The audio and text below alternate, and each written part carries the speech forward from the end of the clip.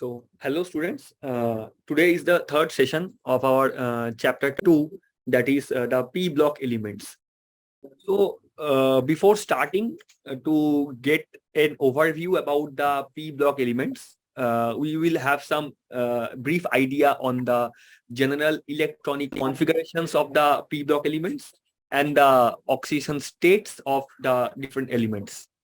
So firstly, in the first case, so if we start from the groups of the P block elements, we are having these groups 13. You can see the first one, and it will go till 18. So if we have a look on the periodic table, from starting group number 13, we are going to group number 18. So the 13 groups is actually consisting of the first element, that is boron. It is the first member of the group. So boron is the first member of group 13. And in case of group 14, the first element is carbon. Likely for group 15, the first element is nitrogen. The first element of group 16 is oxygen. That of 17 is fluorine. And that of 18 is helium.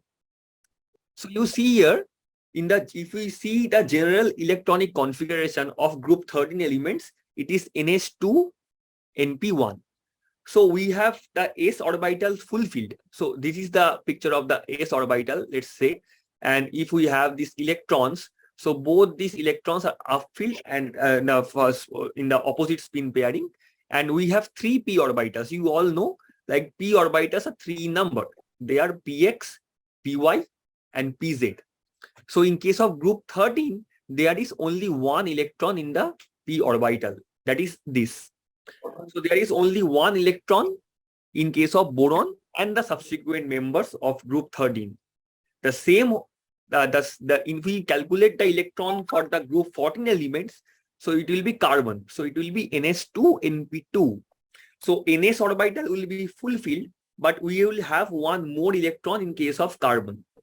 Likewise, in case of nitrogen, for group 15 elements, we will have one more electron. That will be NH2 NP3.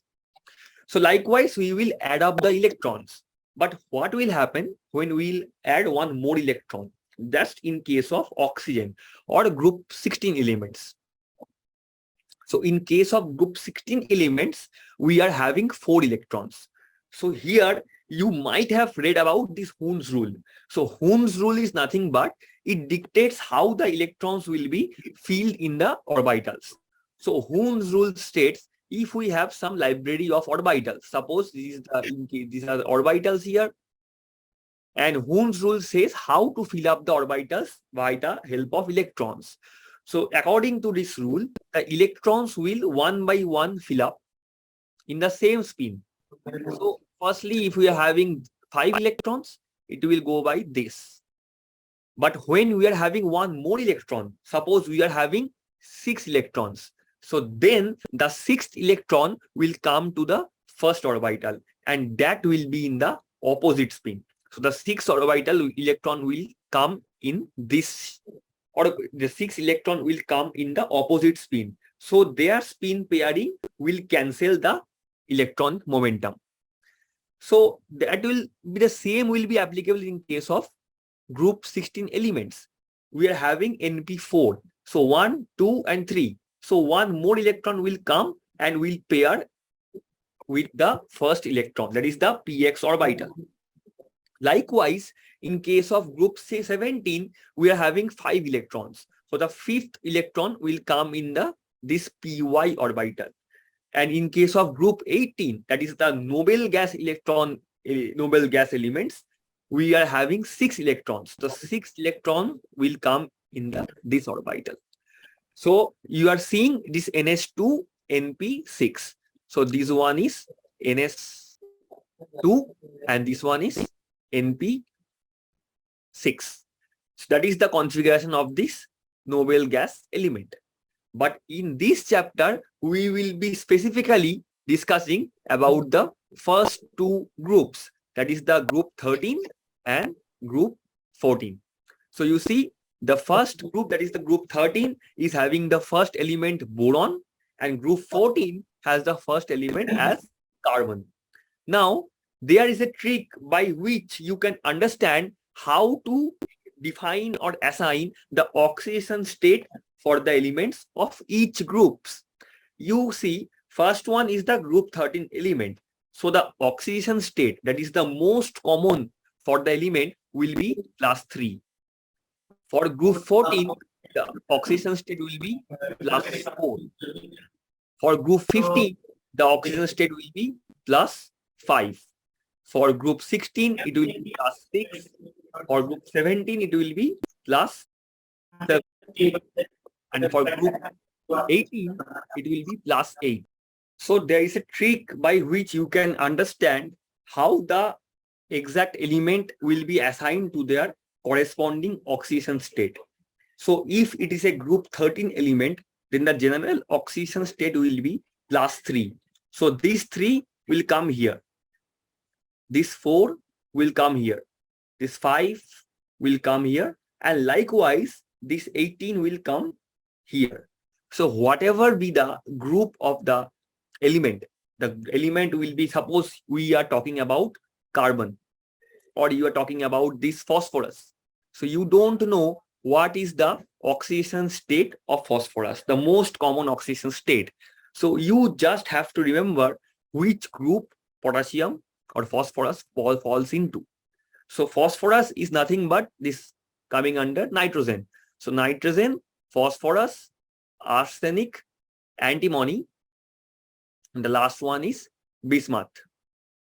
So nitrogen comes from the group 15. So they are all group 15 elements. So group 15 elements will have, the phosphorus is coming from group 15. So phosphorus will have the oxidation state +5. So this is not the sole oxidation state of phosphorus. Phosphorus may have some other oxidation states, but this is the most common oxidation state of phosphorus. Likewise, this group 13 elements will have this group oxidation state +3. These 14 ones will have +4. 16 will have +6, and so on. There are several other oxidation states for each group also. You see, for group 13, we are having oxidation state +1 also. For group 14, we are having +2 and -4. For group 15, we are having +3 and -3. For 16, we are having several oxidation states, +4, +2, and -2.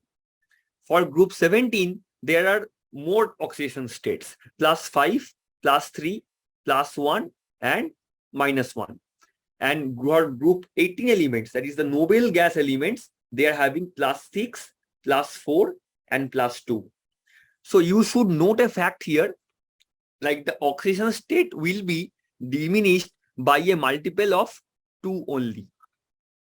So by a multiple of 2x, the oxidation states will increase or decrease. Suppose you are saying for group 13. So group 13 is having oxidation state of +3. So the other oxidation state will be just we are having 2x less or 2x more. So either it will be 2x plus or it will be 2x minus, where x is equal to 1, 2, 3, and so on. So here you can see, like for group 14 element, the most common oxidation state is +4, and one of the least commons are -4. So if we subtract +4 from -4, we are having a mod value of 8. So 8 is actually a multiple of 2. So x is 4. So here also it can be written as 2 into 4. So just as the trick that I have told you, so if we have to remember about the oxidation state or the abnormal oxidation states of each group, you just have to remember about the main oxidation state of the group. Suppose we are saying for oxidation, for it is group 15. So the most common oxidation state will be +5. So it is group 15. So +5, it will be having +3, and it is having also -3. So if we start from the fact that it is only 2x plus or 2x minus. So from plus 5, we can go to plus 3. We can go to minus 3. So from plus 5, if we have to go to minus 3, we have to jump by a factor of 8. And if we have to go from 5 to 3, we have to jump by a factor of 2. So both 2 and 8 are multiples of 2, where x is 1 here and x is 4 here. So for any group, just by the method that I have told you, you can calculate how many oxidation states are accessible for the element.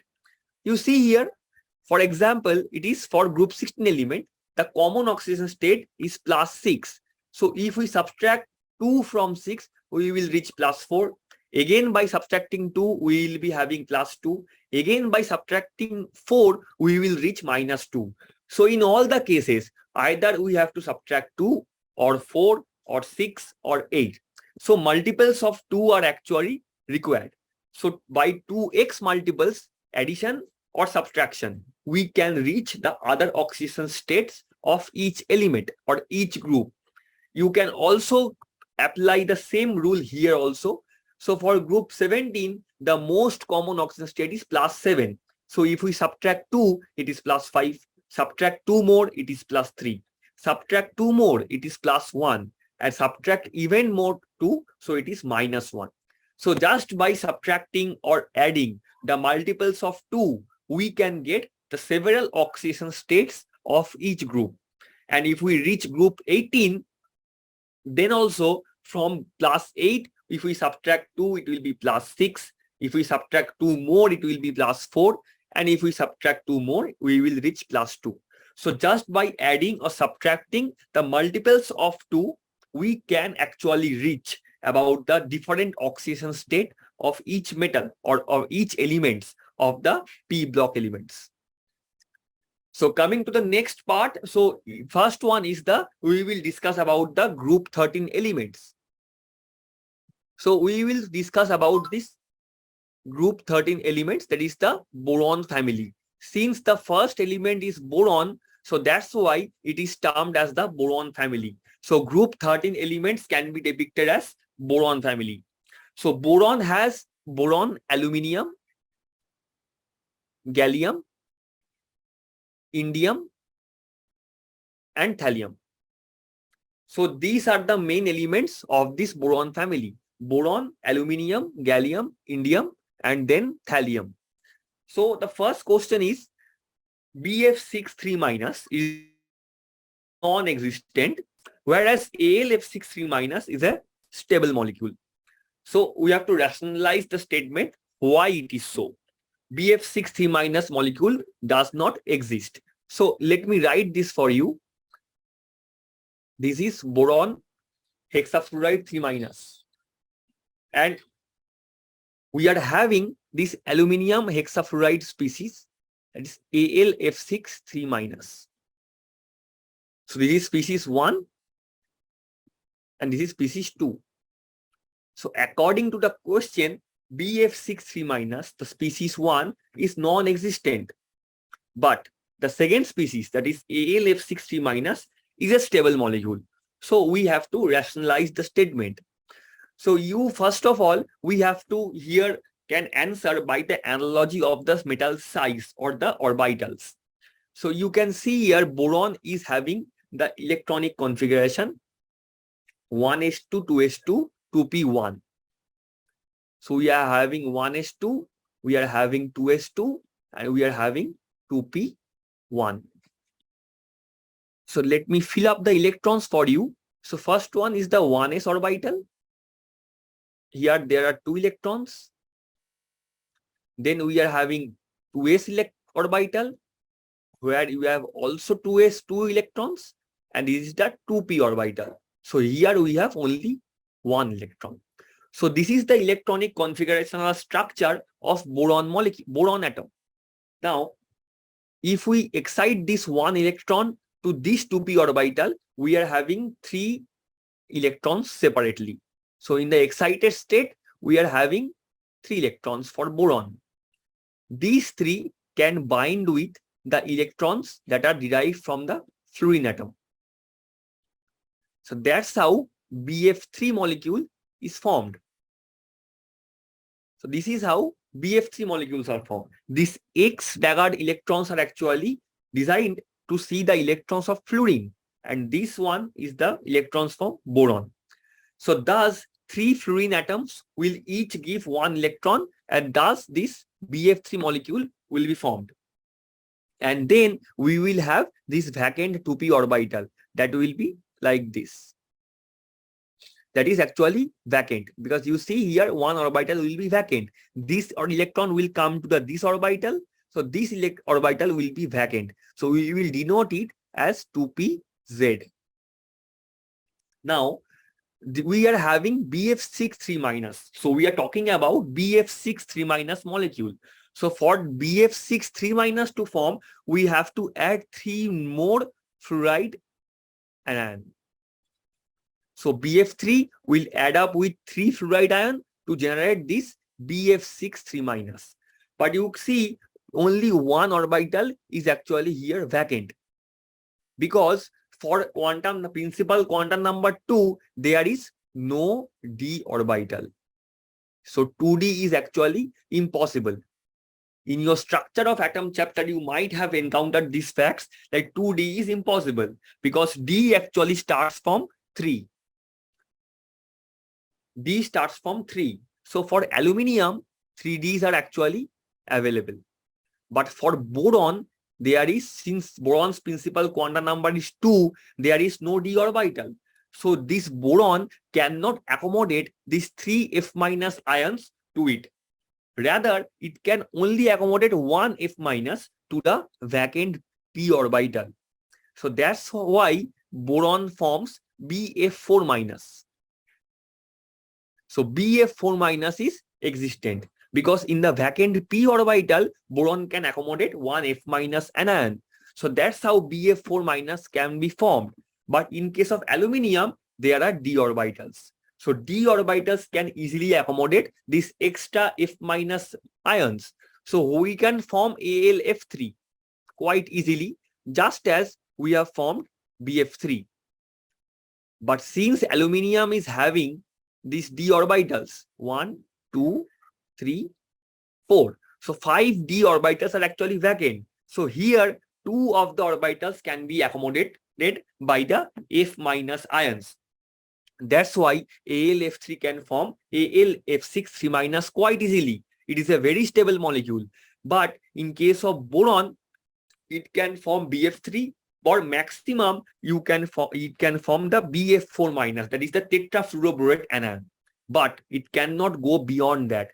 So that's the answer here. So in this question, I have elaborately explained how BF6 C- cannot be made possible. So in a nutshell, the answer will be non-availability of the d orbitals does not allow boron atoms to expand its octet. Hence, maximum number of covalency shown by boron is 4, that is BF4-. Now we will go to the next question. So the next question says as, why do white fumes appear around the bottle of anhydrous AlCl3? So AlCl3 is very stable molecule. It is one of the most commonly applied Lewis acid in chemical laboratory. So AlCl3 is having this structure. It is anhydrous, which is having, anhydrous means it is having no trace of moisture. So there is no water present in anhydrous AlCl3. It is only AlCl3. Since they are actually highly Lewis acidic in nature, so these aluminium 3+ centers tend to capture the water molecules around itself. That's why AlCl3 can be found in the nature in two different appearances. One is the hydrated AlCl3, another one is the anhydrous AlCl3. So what happens when we open the bottle of anhydrous AlCl3? So there is a bottle. Suppose this is a bottle. Okay. And in the bottle, we are having this AlCl3, which is solid. Now we are having moisture in the atmosphere. In rainy season, the amount of moisture content in the atmosphere is actually quite high. So whenever we are opening the bottle of AlCl3, this AlCl3 comes into contact with the moisture. So what happens? Since I have told Al3 plus centers are highly Lewis acidic in nature, so they tend to capture water molecules from the atmosphere or the ambience. So what happens? Al3 plus centers will capture the water, that is the water molecule, and it will get hydrolyzed. So hydrolysis means some water molecules will come and attack on our compound and it will degrade that. So what happens in this case? In that case, AlCl3 will be hydrolyzed and the hydrolyzed product will be AlOH whole 3. It is the hydroxide of the aluminium. And from the same reaction mixture, HCl gas will be liberated. Now you know HCl is actually a gas. The HCl that we use in our laboratory is actually the aqueous solution. That is, the HCl gas is actually made soluble in the aqueous or in the water. But actually HCl is a gas and it has some white fumes. So whenever we are opening the bottle of AlCl3, the Al3 plus centers will get hydrolyzed by the moisture that is present in the atmosphere itself. So that hydrolysis will trigger the formation of HCl, that is the hydrochloric acid gas. Now this moist HCl gas is appearing white in color. That's why whenever we are actually seeing the bottles of anhydrous AlCl3, we will see white fumes that will appear around the bottle of AlCl3. So coming to the next question, what happens when borax is heated? So you should actually read more about borax, because borax is one of the major compounds in this group 13 or the boron family. So borax is this one. This is the Na2B4O7.10H2O. This compound is called as borax. So borax, you can see that is having 10 molecules of water in its crystal. Now, borax bead test is one of the major tests to detect about the certain metal ion in a sample. You might have encountered or do the practicals in your laboratory like the borax bead test. So borax bead test is actually one of the major tools to see whether our sample has which kind of metal or the cation. So this is borax. So whenever we are heating this borax, this delta sign is actually a denotation of the heating sign. So when we are giving thermal energy to borax, it will lose these 10 molecules of water. So these 10 molecules of water will be evaporated whenever we are applying heat. So when this heat is applied, these 10 molecules of water will be expelled out and we are having this anhydrous Na2B4O7. So now if we heat this anhydrous Na2B4O7 with more heat, then these reactions occur. So you are having this NaBO2, some metaboride, and we are having this B2O3, that is the boric anhydride. So whenever Na2B4O7 will be heated more, so this metaborate compound is formed, NaBO2 and B2O3. That is the anhydride of the boric acid. So boric acid is nothing but BOH whole 3. And B2O3 is nothing but the anhydride of the boric acid. So B2O3 is boric anhydride, it will be formed. So whenever borax is heated, ultimately we are left off with NaBO2 and B2O3. The last question in this slide is why is orthoboric acid considered as a weak acid?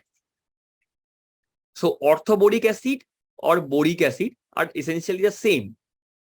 We can denote orthoboric acid as H3BO3, or we can also say it is BOH whole 3.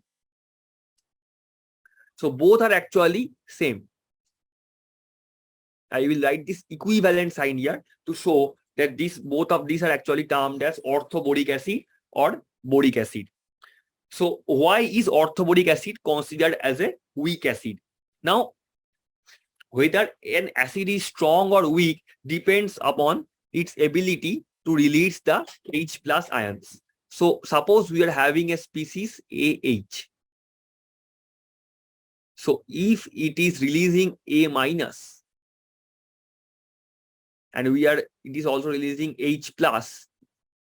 So depending upon how strong or how efficiently it can actually expel this H plus, on this factor depends upon the acidity of this AH molecule. Now, more the A minus will be stable, more the AH will be producing A minus, so the more H plus will be produced. So it all depends upon the stability of the A minus species, that is the conjugate acid, or in case it is conjugate base. So if it is acid, A minus, it is conjugate base. So depending upon the stability of the conjugate base, the acidity of a specific species will be determined. Now we are having this orthoboric acid. Now it is considered as a weak acid. So it is actually not able to release H plus ion efficiently. You can see here it is the B boron. So what is there in case of H3BO3? In case of H3BO3, we are having this BOH bond. Now if it releases one of the H plus, we will have this BO minus species. Let me erase the other part to show you these things clearly. Okay. So here you can see we are having this acid as BOH whole 3. It is actually having other OH whole 2. So I will encircle this species. It is BOH, and from this we are going to BO minus. Now O minus is an anion. It is the oxide anion. So the more O minus will be stable, the more acidity will it show. But you see, boron is having electronegativity of 2. In Pauling scale, boron's electronegativity is only 2. So it is not an electronegative element. So if it is not an electronegative element, so electronegative elements means which? You should know about electronegative elements. Electronegative elements are those elements which can actually pull the electron towards itself. And electropositive elements are which can actually push the electrons from themselves. So boron is having the electronegativity of only 2. So what are the electronegative elements? Electronegative elements are fluorine, chlorine, oxygen, nitrogen, and there are several others, but these four are some main electronegative elements. Now these electronegative elements can actually stabilize the anionic charge because they can actually drag the charge on themselves.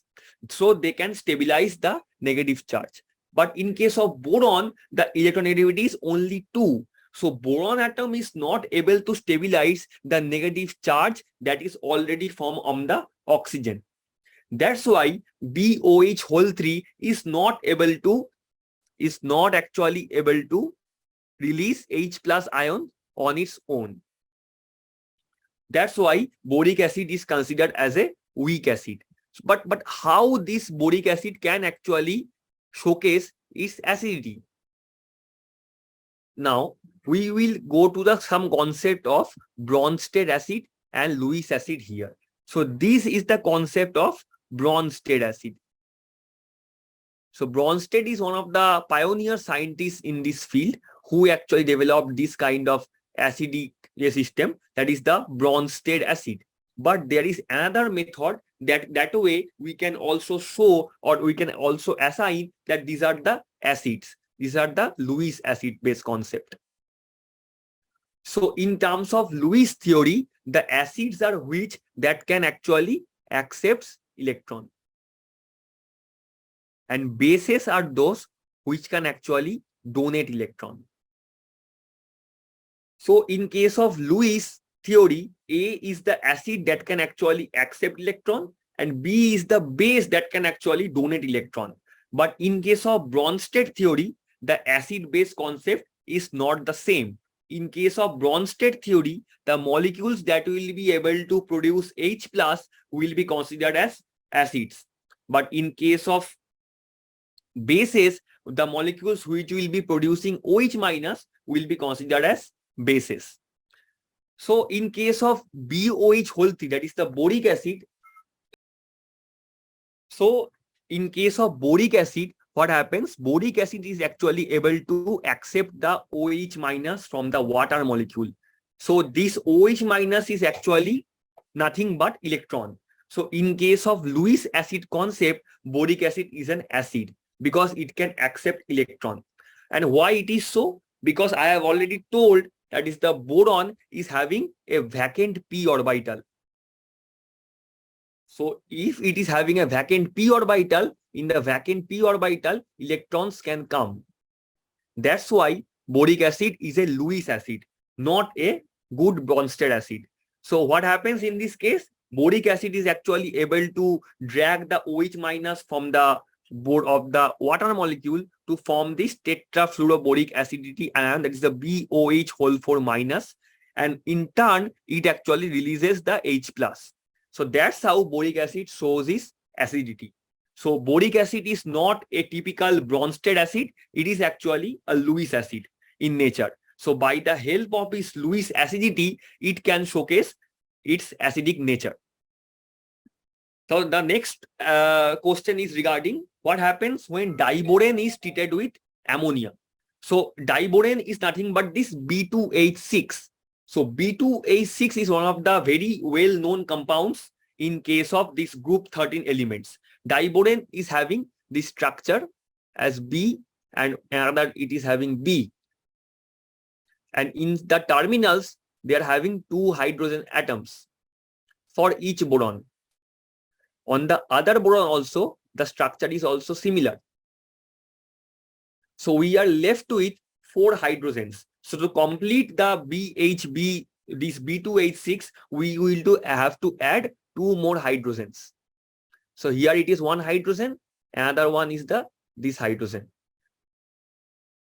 So you can see here that is 2 BH3 molecules are actually coming into picture to form a cluster type of species.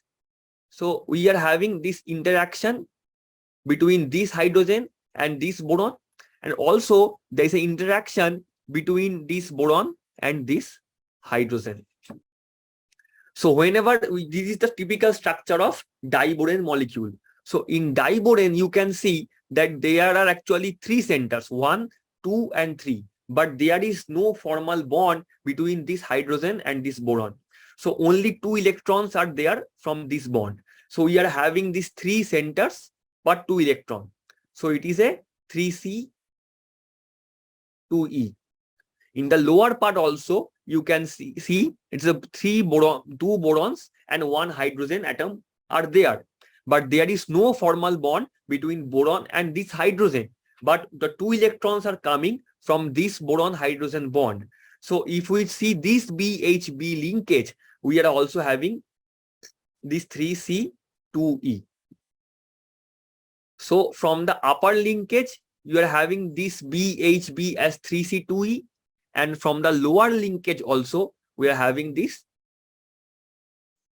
3C2E. So the terminal boron hydrogen bonds are normal bonds that are called classical bonds. They are also always 2C2E. This B2H6 is such a beautiful molecule. It has some butterfly kind of structure.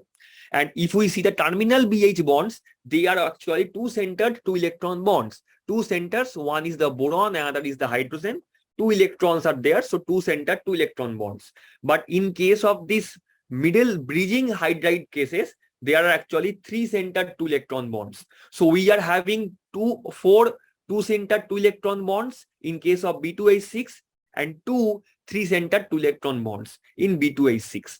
So in case of B2H6, the geometry and also the bonding is actually quite interesting. So whenever B2H6 is actually treated with ammonia, what happens? So first of all, this acid-base adduct actually forms. You know, all the boron atoms are actually, boron compounds are Lewis acidic in nature. So, and this ammonia is having 2 lone pair, 1 lone pair of electrons on the ammonia. So ammonia is the Lewis base and B2H6 is the Lewis acid.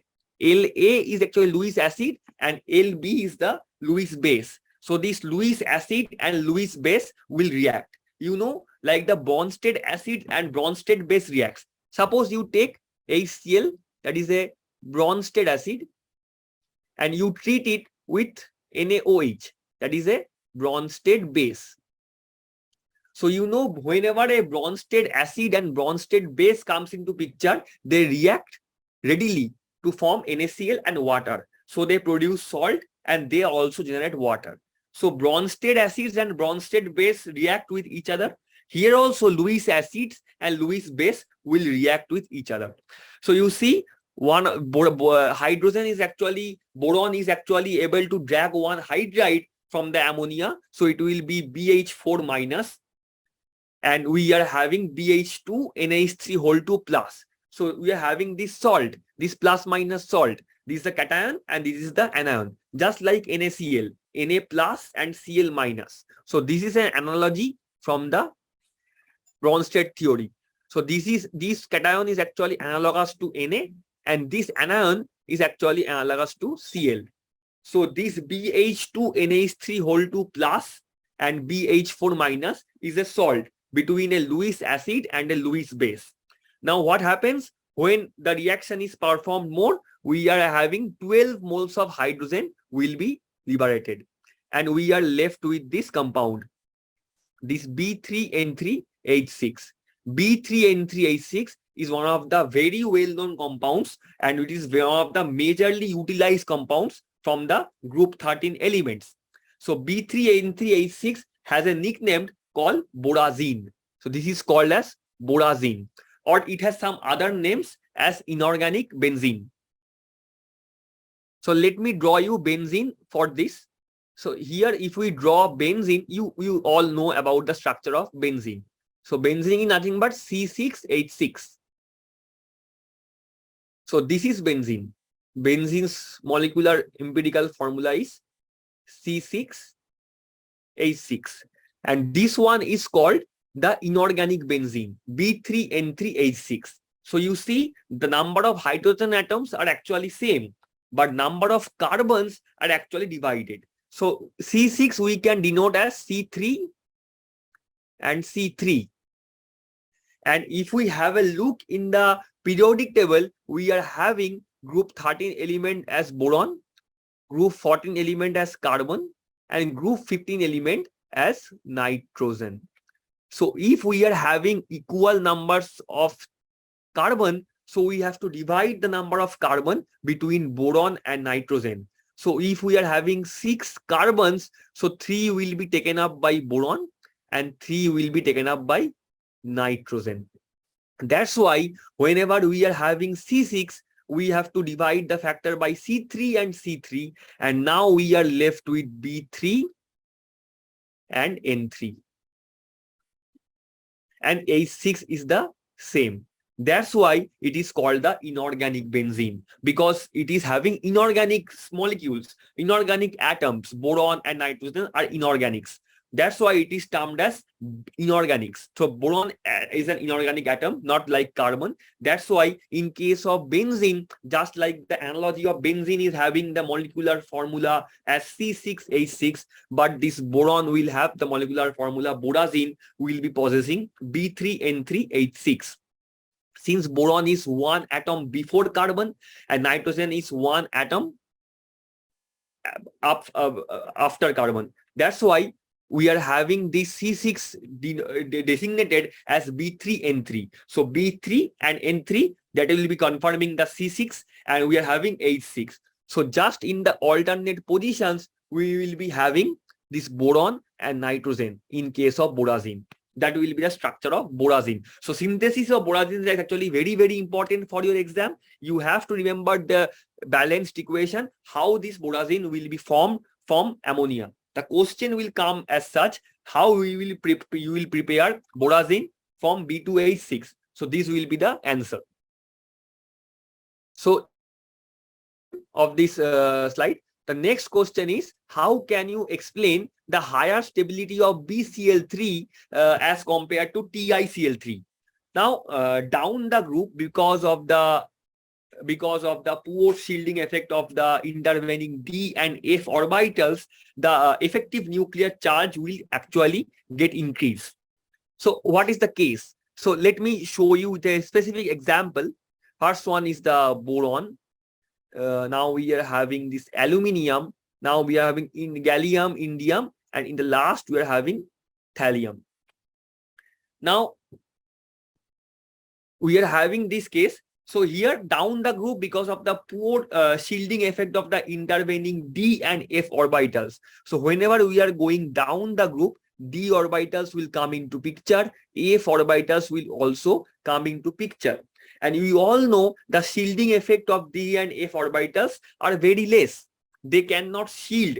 That's why the nucleus, the effective nucleus, is actually exert more power or more tightness on the electrons. So we are having this new nucleus and we are having these electrons. Now, whenever we are going down the group, because of the poor shielding effect by the d and f orbitals, the electrons will be more tightly bound by the nucleus. That's why it will not allow the ns electrons. So the ns orbitals are actually closer, but NPs are actually away. S orbitals are actually more closer to the nucleus. So the NS electrons will be more tightly bound to the nucleus. That's why it will not be involved in bonding. So you see, if NS electrons are more tightly bound to the nucleus will not allow them to bond with the other atoms or other metals or other species. But the NP electrons will be actually NP1. NP1 electrons will be available for bonding. That's why only one oxidation state will be favorable in case of the molecules which are actually downward. That's why for the heavier congener TEL, the +1 oxidation state is more favorable.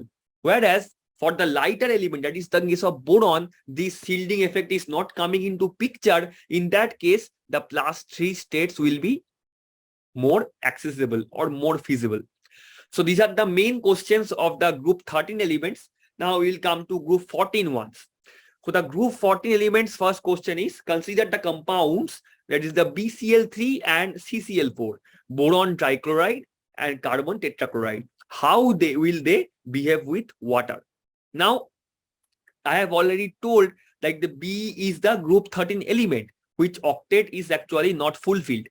Now, since the octet is not fulfilled and it is having only 6 electrons, that's why it can accept electron from the water molecule. So it has, boron atom has vacant 2p orbital. In the vacant 2p, boron atom can accept electron from the water molecule because it is a Lewis acid. It is a Lewis acid.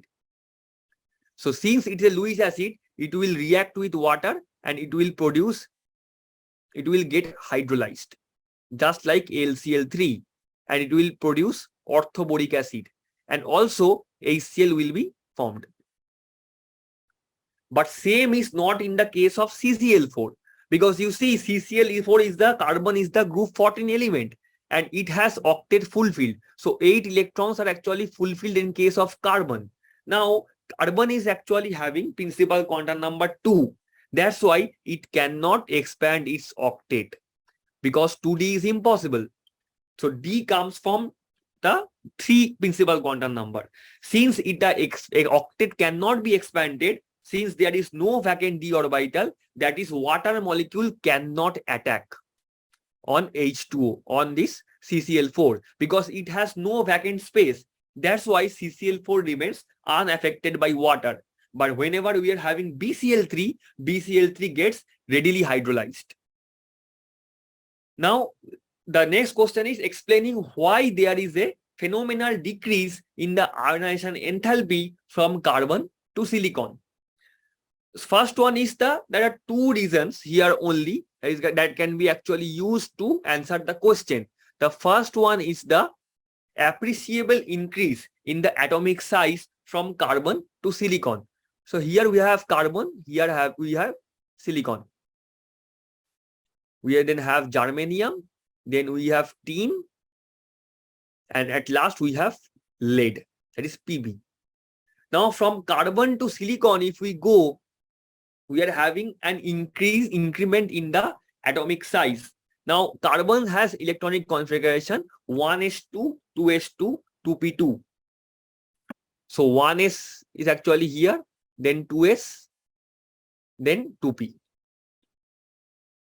But in case of silicon, the electrons are actually fulfilled. We are having 1s2, then we have 2s2, then we will have 2p6, then we are having 3s2, and then we will have 3p2. So we are having this intervening or electrons here, 1s2, 2s2, 2p6. So here in case of silicon, we are having these many electrons in the middle. That's why they will produce this efficient shielding of the outer electrons by the inner 2s and 2p electrons. That's why you will see they are having s and p orbitals are actually very good shielder. Actually very good shielder. S and p are actually have very good shielder. So the nucleus will not be able to drag the s2 and p2 electrons. That's why these electrons will be very much vulnerable. So the nucleus is not actually able to bind the electrons too much tightly of the silicon, then it will be easy to expelled out. That's why very much less energy is actually required to pull off the valence electron of silicon. That's why if we go from carbon to silicon, there is a drastic decrease in the ionization enthalpy. In case of carbon, the value is actually reaching around 1000. But in case of silicon, the value is around 750 only. So you see, if we go from this carbon to silicon, because the inner electrons are actually very good shielder, these 2s2, 2p6 electrons are actually produce very good shielding effect. That's why the nucleus is not actually able to tightly bind the valence electrons of these group 14 elements. That's why there is a decrease in the ionization enthalpy. The next question is thermodynamically the most stable form of carbon. It is actually an informative question. You don't have to have any kind of concept here. Just it is very important for the exam purpose. That's why I put up this example. The options are diamond, coal, graphite, and fluorine. So you should know carbons can show very much a number of allotropes because of the catenation property of carbon. It can form several carbon-carbon bonds. And now all these compounds are actually allotropes of carbon, diamond or coal, graphite, fullerenes. So among which this graphite is the one that is having the thermodynamically most stable form. That you have to remember for the exam. Graphite is the most thermodynamically stable allotrope of carbon. The next question is classifying the following oxides as neutral, acidic, basic, or amphoteric. So neutral means it does not affect, it gets affected by acid or affected by base. Acidic means it actually reacts with base. Basic means it actually reacts with acid. And amphoteric means it reacts both of acid and base. So amphoteric oxides are those which react both with acids and bases. Neutrals are one that can actually does not react with neither acid nor base. Basic ones react with acid and acidic ones react with base. Now the acidic oxides are B2O3, SiO2 and CO2 because all these actually react with base. Basic one is the Tl2O3 which actually reacts with acids. Amphoteric one is actually PbO2 that actually reacts both with acids and bases. And carbon monoxide, that is CO, is actually neither affected by acid nor affected by base. That's why it is called a neutral oxide. So these are the major questions that we have to discuss in the group 13 and 14 elements. So here I have actually encountered some practice questions for you that you can actually examine on yourself.